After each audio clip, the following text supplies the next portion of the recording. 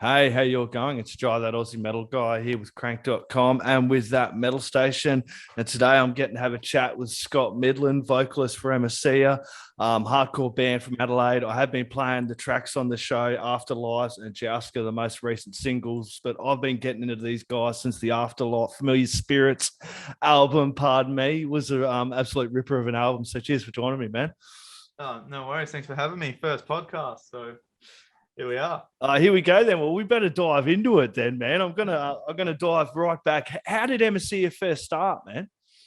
Back in the day, so I used to be in an old band called Emerald City, which is a post-hardcore band as well. That band broke up, and I had a ton of merch, and I managed to spell Emecia out of Emerald City, and we had all these back patches and made and all these punk jackets and stuff. So, and then I found that was a word and it made sense. And then I was standing in the line for a bank, and then some lady said, "Oh, hey, Emecia, how you doing?" And I was like, "Well, that's the name then." And then that's how it really came about. That was about 2013. Yep. How I came up with the name. Yeah. And then the first EP. Tell us a little bit about that first EP you made. What was that like doing that one? Pariah. So that was pretty funny because basically I just got a bunch of dudes together and we wrote that EP in about 2 weeks, and then recorded over 2 days in a little studio up in Harndorf, Adelaide, and then dropped it, and then it went gangbusters. I'm pretty sure we did very well on digital sales, so I was like really stoked with it. And then we played that for ages, and that's how Pariah came about. But it was just funny because that was kind of all slapped together. Yeah. And then we were back out on the road again. So it was pretty cool. Yeah, I wanted to talk about that because the next album, that Familiar Spirits, that's the one that kind of, I feel, cemented you guys on the scene and really got you out there as well. Yeah, I mean, that album was 2 years in the making before I ever got the final lineup, because basically what happened was we had some member changes. Like our drummer moved to UK at the time, and then we got a new drummer, and then our guitarist joined another band because he basically wanted to do more gabby dance kind of stuff. Like, and I wasn't the singer for him, which was all cool, man. I recommended him to another Adelaide band, and they kicked off real well. So we got, hey dude, my daughter in the background, joys of being a single dad and a metal reporter, man. It's all good. And then halfway through recording it, I got diagnosed with cancer. So then that brought another, like, I guess, a delay on that record. And then I was writing pretty dark stuff. So that's pretty much a cancer record, Familiar Spirit. So that's probably why it hits pretty heavy, because I was going through some heavy shit at the time. So, I mean, I get a lot of people talking to me about it, which is real cool.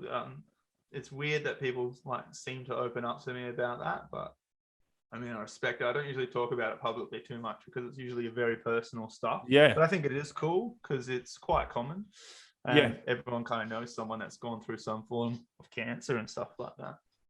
Yeah, no, it's definitely an album I connected with as well, because my family's just recently gone through, my niece who had cancer as well, and she ended up passing in May. So that was an extremely tough time, and probably another reason I really connected with that album and have come back to it again for this interview and dove back into it. And I actually picked a track off of the Familiar Spirits album last week and chucked that into the show as well, because it was just a really great album as well. And one that kind of made that step up from that Pariah EP as well, I feel, for you guys.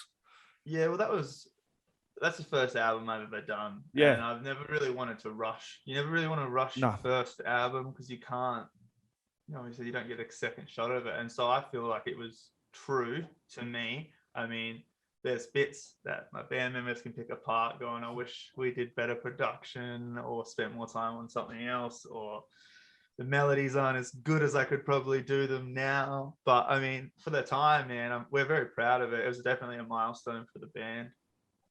Yeah, well, that's one of those things it's funny how these conversations come up. I was just discussing this morning, that sometimes that's what makes the album as well, not being able to go back and polish those little kinks, and having that in the album, it does kind of make it the album it is as well. Not, if you get what I mean. Yeah, 100%, man. I see interviews of other bands going back to their earlier records, and it's the imperfections that kind of make them good, in a weird way of going things. But I'm definitely proud of it, man. I gave that album a listen to probably like 6 months ago, going, we should probably play some of these songs live. I mean, there's songs on there that I don't think we played live yet, which is kind of weird.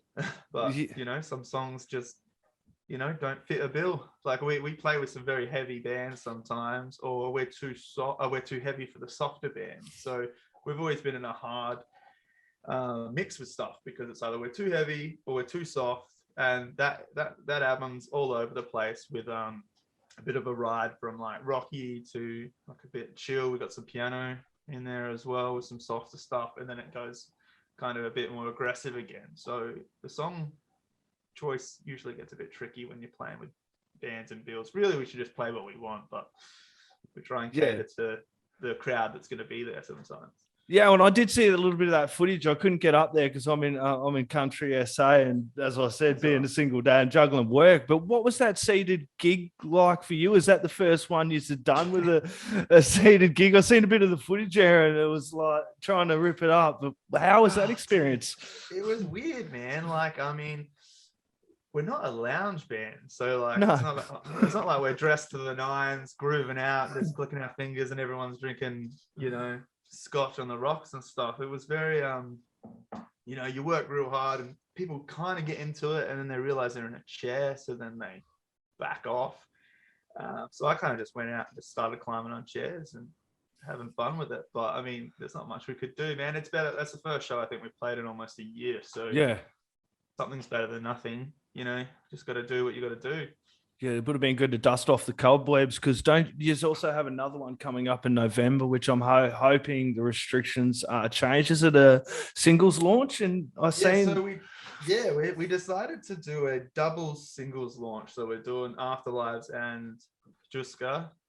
It just made sense to do a double single launch. I was trying to get some vinyls pressed, but they won't get made in time, so I don't think we're going to do it. We might do another release later on, but I mean, that's in November 20th with 2319, which has got Nathan Stuckey on the new track, and we've got Signals at the moment, and we're going to drop another 2 bands next week. So we're just trying to lock in other artists, because this COVID I think it's got people scared to like commit to certain shows, because at the moment the cap's just over half, and then if all goes well, I think it will open up to that 500 cap.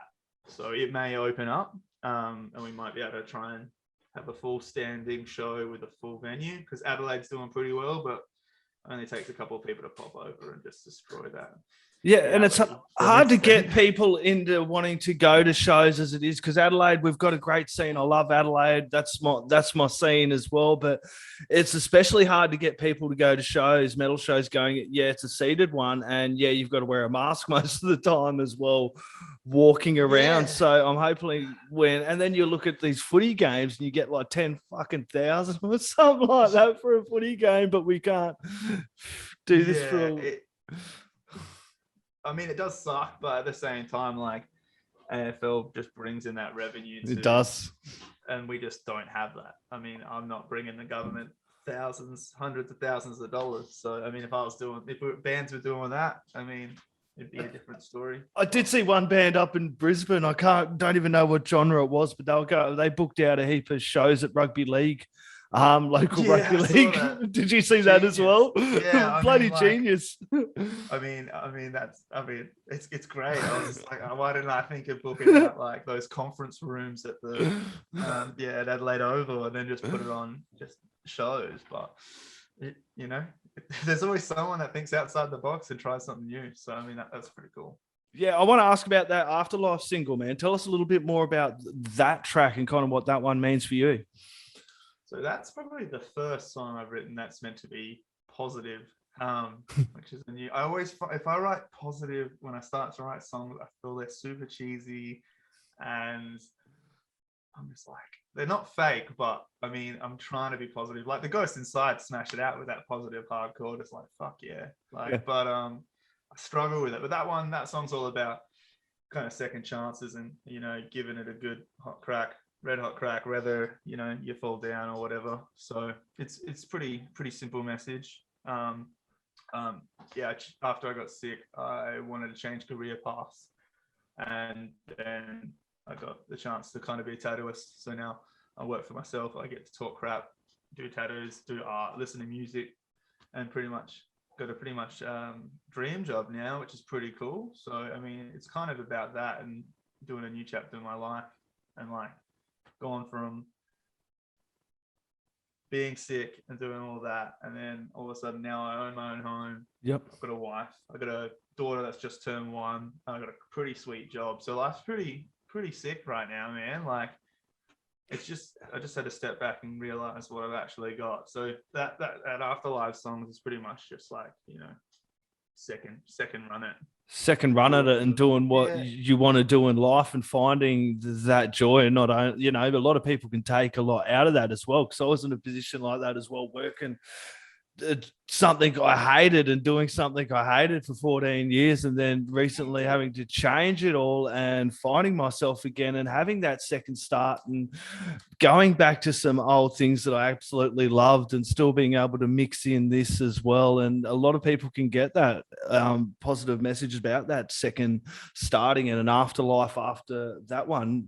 Sometimes it may seem quite fucking tragic and you're sitting there going through all this shit and this hell in life, and then you have this second afterlife afterwards where it's like, wow, it's not so bad after you get after that negative part of your life. Dude, like it could be a bit of a soul crusher, like you said, 14 years and something, and then I would watch people I know doing what they want to do, and I'd be like, that's sick, why can't I do it? And then sometimes you just got to back yourself, man. Like, put money on yourself and give it a red hot go, and if you fail, then worse off than where you were. So I mean, some people it's just a mental thing as well, and other times it's like doubt or money or just But if you surround yourself by people that are like kind of crushing it and doing what they want, it rubs off on you. And I just try to surround myself by more positive people, and I guess appreciating what you've got. Yeah, and just now it makes sense. You tattoo artist. Did you do the cover for that Familiar Spirits? No, that was a dude. This was before I was I did do a digital art, and I had the concept. The concept's mine. Yep. Okay. I couldn't draw it as rad as I wanted it. There's a dude called Heartless Arts. He does shirts for like Slipknot and other cool bands and stuff, man. And I think he whipped it up like, I don't know, real quick. I was like, dude, I don't need this till October. And I gave him like a 6-month deadline, and he gave it to me within like 3 weeks. And I was like, this is rad. So I put it on flags. I put it on everything, man. I've got, you can't see it, but it's hanging up behind me, just a big wall banner. But yeah, I was really happy with that concept. It's meant to be like a battle royale of just like different spirits just battling it out in my head. So that was the concept of that artwork. Yeah, it's an unreal album cover as well. I love album covers, and some people forget. And I know it's great to get all these digital streaming fucking listens up, but I'm an album person. I love albums and I love album covers, especially when they put so much time and effort into the artwork as well, and you get the little books and everything as well. And like you mentioned, vinyl before. I mean that CD art's kind of lost now. Everyone's just got like that display of just the CD cover. But I don't know if you saw the Haunt artwork. I made that one, which is actually, I taped a bunch of my cancer scans on a window and then strung up heaps of string and like had other photos on it, and I actually took a photo of it, and that was more of a art piece for Haunt. I was just trying different stuff. And then the last 2 singles for Jouska and Afterlives, I just did digital mock-ups, just like quick ones for the streaming service. And so I didn't think we're going to do anything with them, and now we might make vinyl, so probably could have done something a bit more crazy. But I mean, it's current and looks the part. So I mean, DIY bands, we don't actually have money to throw at stuff, unfortunately. I know it's definitely a place thing you do, you know, for love, and it's a passion. You put a lot of bloody time and effort into the songwriting, and as you mentioned, it's a release. It goes beyond money as well. What we get from music. Yeah, 100%. Like, I mean, if it was a business, we're a terrible business because we're just hemorrhaging money.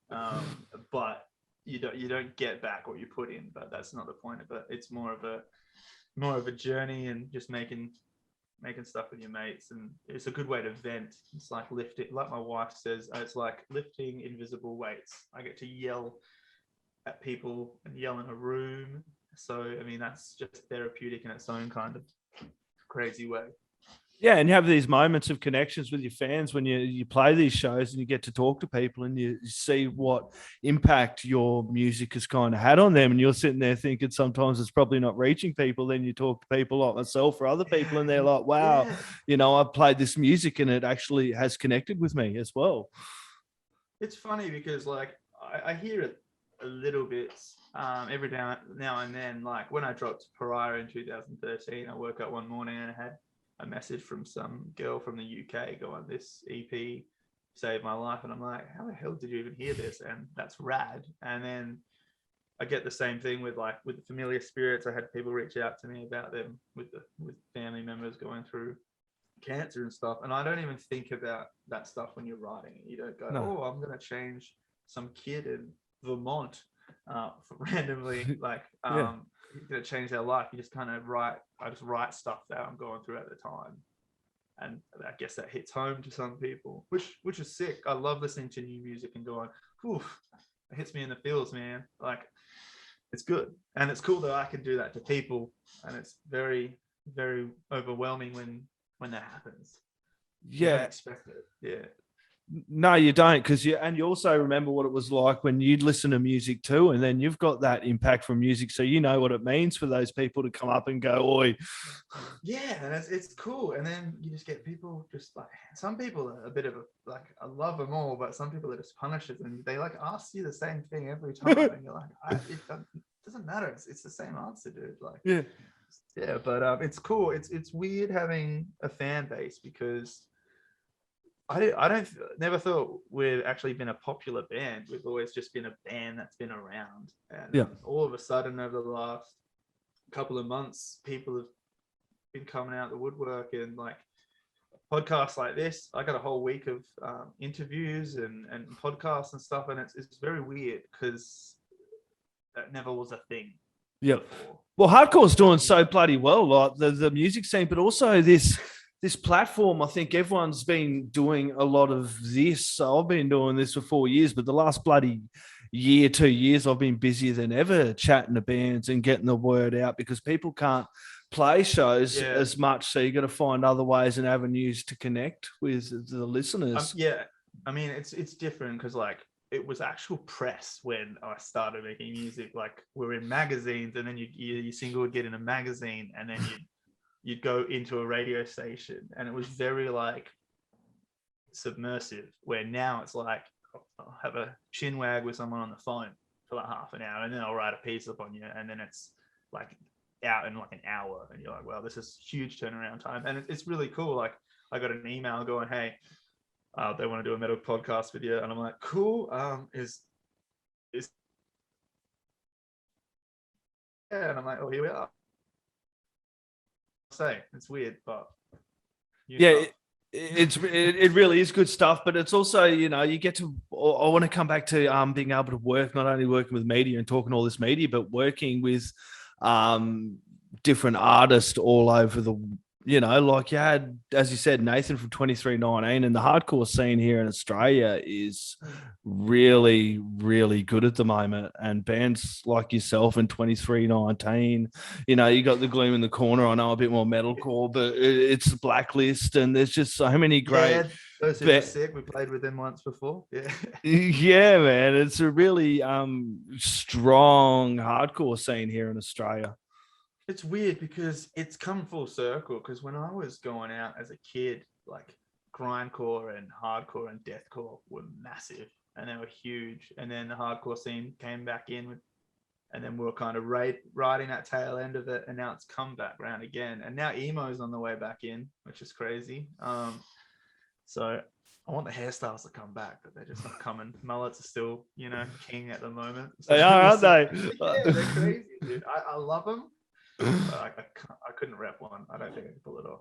Yeah. I'm not as forgiving on the mullet, but we won't go there. Yeah, that's fine, man. It's just what's in right now, man. It will pass. It'll be something else in a couple of months. So. Yeah, let's chat about the Jouska, man. How did that come about, and how did you and Nathan? I know you've probably played together, but how did that tell us how this all happened? Well, I don't think we've played together yet. I only recently met him after he recorded on our track. So It's funny because I never met the dude. So Jouska came about. I've always wanted to have a feature artist on a song, and my guitarist is good friends with him, and he's like, "Oh, let's try a heavy vocalist because we've got this fucking heavy breakdown." Yep. And I'm like, every time I thought about a guest vocalist, I thought like a clean singer or another singer, and then he's like, "This will be good. We can play with him. We could probably do a tour. We'll play with some heavy bands." I'm like, "Yeah, sick." I mean, that makes sense. And then when we were tracking it, our schedules were just horrible. So me and him we live in the same city, could never catch up. And then he ended up tracking his vocals, and I was like, sick. And then we shot a music video, and he's like, "Yeah, I can be there." And then something come up, and then he wasn't there. And so that's why he's not in the music video. Yeah. Which kind of sucks, but it's what it is. Then the song got ready to release, and then I met him. I went out one night, and I finally had a few beers with him, and he's a legend. So that's cool too. But we've been talking online and stuff, but it was just funny how, I had no idea. But now we put him on our release show, so we'll get to play live with him. So that'll be cool. Yeah, that'll be really good. And the Adelaide music scene is bloody insanely good as well. Like, I know I mentioned the Aussie metal scene, but the Adelaide metal scene is just crazy. I was really blown away, and one of the main reasons I started doing this 4 years ago was because I went to that heavy essay that Northie puts on, and I was they got a stack bill. Yeah, man. And I was just blown away. Like, fuck, this is what we've got here in our own state. You know what I mean? And I think I'd written a guest review then. I'm like, dude, I'm just going to keep cranking and following and plugging this scene as much as I can to get the word out, because it's crazy good. Yeah, I mean, gear alone now. I remember we were running backing tracks early and digital profilers and stuff. And we were one of the only kind of local bands running it. I mean, your bigger bands like North Lane and stuff about 5-6 years ago had all that stuff, and that was they had good rigs. And then now we went out to we played that last show a couple of weeks ago, and no one had analog. It was all just digital profilers and backing tracks, and that's just how it's gone now. No one wants to lug bass cabs up staircases, especially at the Enigma bar there. Oh, dude, yeah, I'm lucky. I mean, I always carry out merch and stuff. I'm not that cool that I just stand there and watch bands load in. I'm not that guy. I hate that guy. So I try and be helpful, but yeah.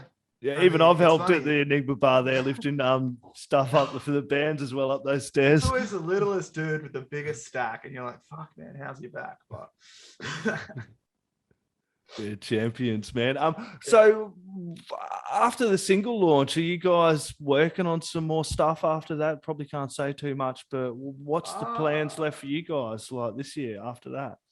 We're in the studio next week. Again, nice.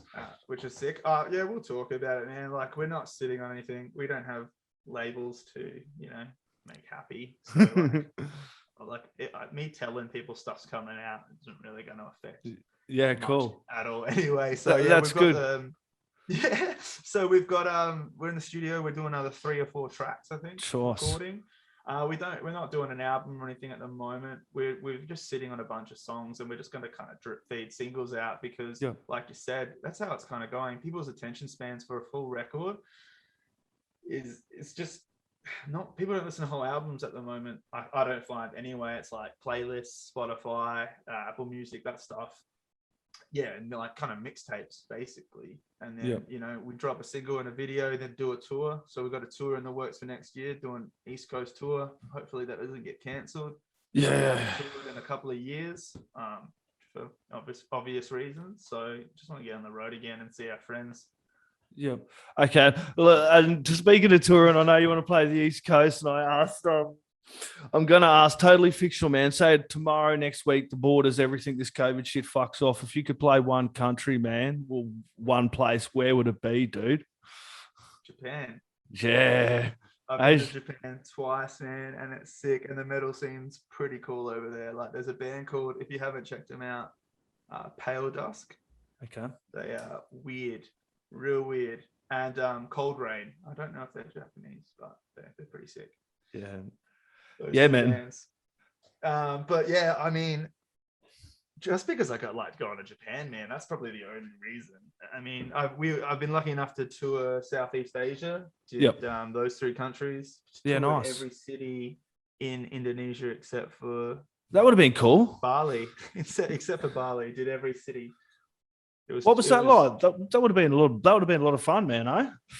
It was crazy, man, because we're the only white people in some of the places like that people have ever seen. So you'd walk into like a town or a shopping center and people would just stop working and just looking at you. So that was hell weird. The shows ramped up. I reckon we had a bass player. It was his first show and it was to like 500 or 600 people in Singapore, and he was like shitting himself. It was so funny. And then they just kept getting bigger, and we're on these festivals to like 2,000-3,000 people, and it was different. Dude. And the moshing's different, man. Like, instead of like circle pits, they all hold hands, like ring around the rosy, and they just keep spinning until dudes fly off. And then they'd put people on each other's shoulders and they'd just like megabot punch the crap out of each other, and then they would fall down, and if they get knocked out, they like drag them to the side, and we're just like, wow. And some of the stages were like made out of balsa wood. I feel like I got told not to foot stomp, and I stomped and my foot went through the floor. But, I mean, shit. Yeah, like just there's so many stories, man. Like I'd be here for like 3 hours telling you what went down in Indonesia. It's just different world. That's cool. Some cool experiences, but also you know, something to look back on, but also to see the power of music. You know, these people all the way on the other side of the world could probably hardly understand fucking English, but can sing along to your tracks, no worries at all. It would have been dude, fuck. It was sick. It was really weird. Like, you'd go to places and there'd be lines of kids with just like cameras wanting photos and stuff. And I'm like, do you know me? Or is it just because I'm tall and tattooed and you think I'm someone else? Because that happens too. I was in Manchester, over UK, and then Suicide Silence were touring the same day, and I went to the mall and I had all these kids running up thinking I was Mitch Looker, and they were like, oh my god, oh wait, it's not him, it's just another tall guy. I mean, at the time I had a similar haircut, but yeah, him, Austin Carlisle. I just kept getting confused with back in the day. And did you just sign some anyway? I had photos. I had a kid come up to me thinking I was Mitch, crying like, I knew you weren't dead, man. And I was like, oh, dude, not him, but I don't want to break you even more. So I just had a photo with him and smiled. But yeah, it was Dever. He was so like grateful that he just thought, he's like, I knew it was fake. I knew you weren't dead. And I was just like, my band was like, oh, dude, it's on him. Sorry, man. I mean, he probably figured it out sooner or later. Yeah, sooner or later, and continue to cry. But he's all right. Yeah, sorry, kid. I hope you're doing well now if you're watching this. Awesome, Scott. This has been an absolute pleasure, man. I'm looking forward to the new music coming out, dude. When that's out, I will be cranking it loud on the show. Do you have any last words, shout outs, or thank yous you'd like to add in there, my friend? I just want to thank everyone for like listening, man, and like all you dudes for helping us out. Like, it all helps. I mean, like I said, we're DIY, so like doing these interviews, talking to people, and people reaching out and just liking and sharing our stuff, man, that actually helps us a lot, because we don't have huge backings to kind of push like everyone else. So just keep doing it. If you want to help, it doesn't cost anything. If you can't spend money on merch, just share our music, show it to a friend. That's it. But if you can spend money on merch, do it. Go buy some music, put it in the stereo, turn it up really bloody loud for the fucking neighbors. They're going to love this shit. Scott, cheers, mate. That's one, brother. Have a good one. Cheers, bro.